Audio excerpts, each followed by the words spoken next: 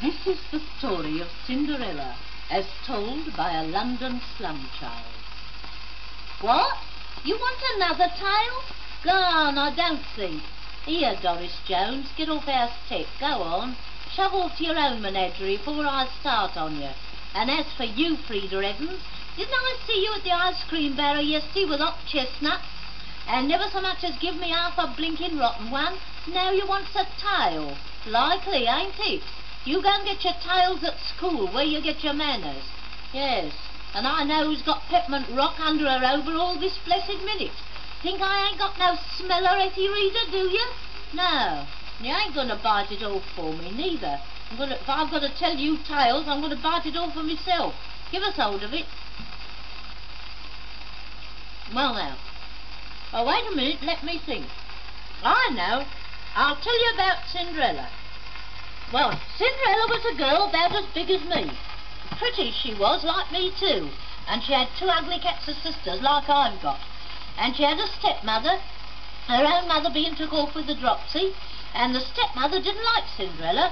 She liked the two ugly cats as sisters, being ugly cat herself. So poor Cind'rella had to wash up the pots and clean the house. Her father was always at the White Hart having one, and her mother was always having another. So poor Cind'rella had an awful life of it. And the ugly cats and sisters were jealous of her because she had lovely long curls, like I'd have if the baby wasn't always pulling it out. And they was always calling her Cinders, because like that Polly Flinders I told you about, she was always sitting in 'em. Don't you pass rude remarks, Muriel Smith. Of course they hurt her, but the stepmother wouldn't let her sit on a chair.